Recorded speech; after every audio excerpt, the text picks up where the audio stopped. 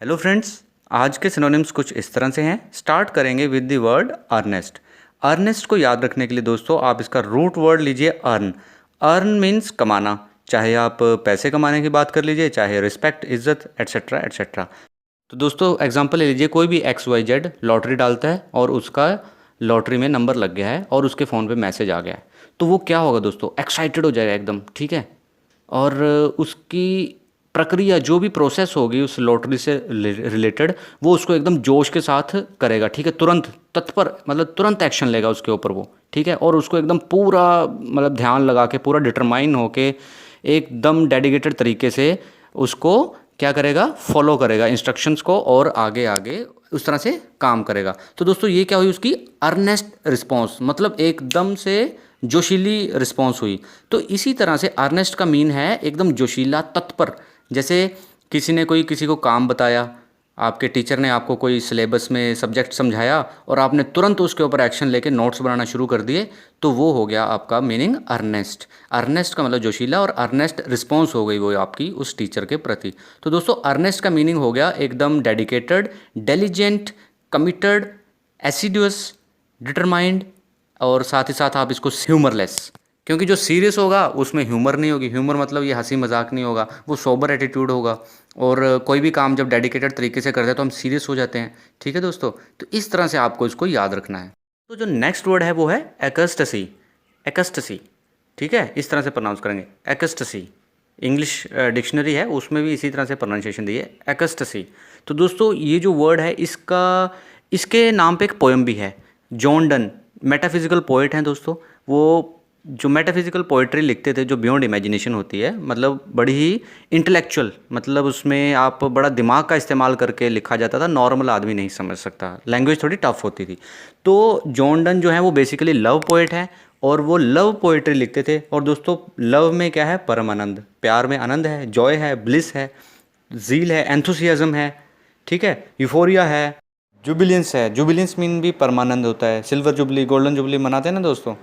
दोस्तों Joy, bliss, enthusiasm, जील, ये आप याद रख सकते हैं। तो रैप्चर की बात करते हैं तो इसको इस तरह से याद रख लीजिए। फर्स्ट 3 वर्ड ले लीजिए, RAP, रैप।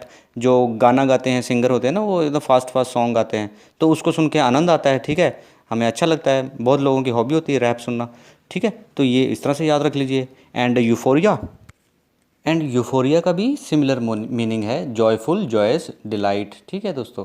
तो हैप्पीनेस। तो इस तरह से आप इसको रिलेट करके याद कर लीजिए। Our next word is Endeavour. दोस्तों ये आपने सुना होगा, एक गाड़ी का नाम है फोर्ड एंडेवर। एक SUV है, स्पोर्ट यूटिलिटी व्हीकल, ठीक है। तो कंपनी ने, फोर्ड ने इसको बनाने के लिए बहुत प्रयास किया है कि ये एक SUV, परफेक्ट SUV लगे, ठीक है। तो उसने क्या किया है, बहुत प्रयास किया है, तो इसका नाम ही एंडेवर रख दिया। तो ये जो अटेम्प्ट है, ये जो स्ट्रगल है, ठीक है, एकम्प्लिश करने की वर्क को टिल द एंड, उसे हम कहेंगे एंडेवर। जैसे कि आपको एग्ज़ाम क्लियर करना है, ठीक है, आप उसके लिए क्या करते हैं, स्ट्रगल करते हैं, आखिर दम तक तैयारी करते हैं और एक स्ट्रॉन्गली उसके लिए आप ट्राई करते हैं, यानी कि प्रयास करते हैं पूरे ज़ोर से, और लास्ट दम तक उसके लिए प्रयत्न करते रहते हैं जब तक आपको सक्सेस नहीं मिल जाती। तो उसी प्रक्रिया को, उस स्ट्रॉन्ग प्रयास को क्या कहेंगे, एंडेवर। तो इसके सिमिलर वर्ड क्या हो गए, attempt, struggle, strive, try, etcetera, ठीक है दोस्तों। नेक्स्ट वर्ड जो है दोस्तों एनॉर्मस। तो ये अपने आप में ही सेल्फ एक्सप्लेनेटरी है। जैसे जो चीज़ नॉर्मल नहीं है, नॉर्मल नहीं तो मतलब वो नॉर्मल से ज़्यादा है, बहुत बड़ी है, बहुत बड़ा मतलब, ठीक है। तो बहुत बड़ा क्या हो सकता है इंग्लिश में, ह्यूज हो सकता है। ज़रूरत से ज़्यादा भी हो जाता है, जब उसे कहते हैं ना एक्सेसिव, एक्सेसिव भी हो सकता है। मार्वलस, ट्रमेंडस, वास्ट मतलब बहुत ज़्यादा, एक्सटेंसिव। तो ये सारे के सारे वर्ड इससे मिलते जुलते हैं दोस्तों। तो आप एनॉर्मस का मीनिंग समझ लेंगे और इससे रिलेटेड अगर ये सिनोनिम आपके सामने आ गए तो आराम से टिक कर सकते हैं आप, बहुत इजी हैं।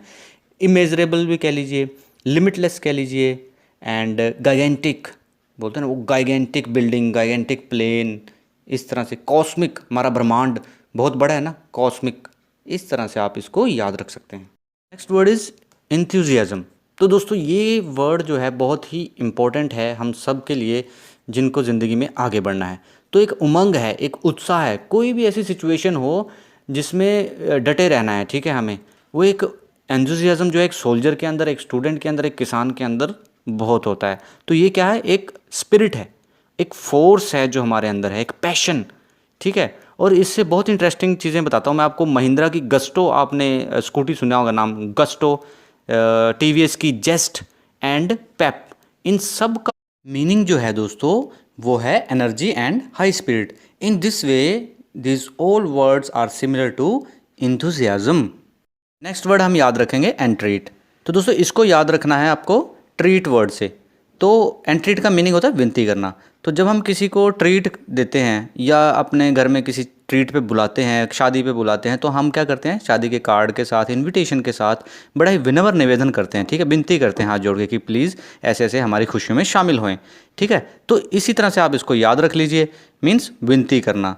इससे रिलेटेड विनती करना से याद रख लीजिए beseech, request, implore, plead and solicit. तो फ्रेंड्स हम विनती कब कब करते हैं, जब हम किसी मुसीबत में फंसे हुए हैं या हमें किसी चीज़ की बहुत सख्त ज़रूरत है और हमें किसी की हेल्प चाहिए, तो हम क्या करेंगे, इम्प्लोर करेंगे, उनसे विनती करेंगे, बिसीच करेंगे, ठीक है दोस्तों। तो ये वर्ब है बिसीच। तो बेसिकली हम उनके सामने हाथ जोड़कर विनती करें कि हमारी मदद करो, हम सिचुएशन में फंसे हुए हैं, ठीक है दोस्तों। तो इस तरह से आप एंट्रीट का मीनिंग, सिमिलर वर्ड्स याद रख सकते हैं। Next word is encroach. Encroach को हिंदी में बोलते हैं अतिक्रमण करना, अनधिकार प्रवेश करना, जहाँ पे जाने के लिए मना है फिर भी वहाँ जाना।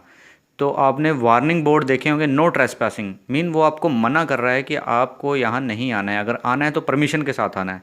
तो इट मीन्स ट्रेसपास का मतलब क्या हुआ, किसी की भूमि में बिना किसी की परमिशन से घुस जाना।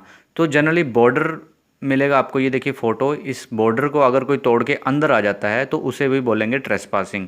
चोरी छुपे आएगा तो उसको बोलेंगे घुसपैठ कर दी उसने, इन्वेड किया, इनफिल्ट्रेट किया, इन्फ्रिंज किया, वायोलेट मतलब रूल्स को तोड़ा और जो रूल नियम कानून बनाए गए हैं उनको तोड़कर अंदर आ गए दूसरे की भूमि में। तो इसे कहते हैं बेसिकली एनक्रोचमेंट, अनअधिकार प्रवेश करना, ठीक है फ्रेंड्स।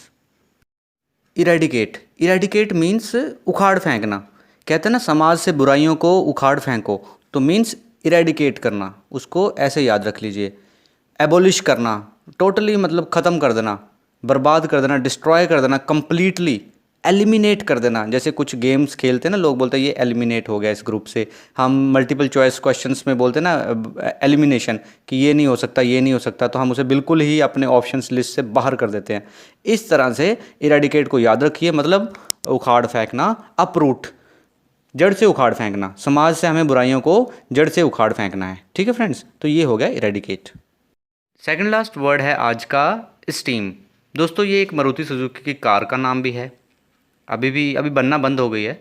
लेकिन इस वर्ड का मीनिंग क्या है, मीनिंग है सम्मान। मतलब अगर आप किसी को बोलते हैं, सम्मान देते हैं, आओ प्लीज़ मेरी गाड़ी में बैठी, मैं आपको छोड़ के आ जाऊंगा आपके घर, तो मीन्स आप उसको सम्मानपूर्वक गाड़ी में बिठा रहे हैं। इस तरह से याद रख लीजिए, स्टीम का मतलब सम्मान, किसी के प्रति आदर भाव।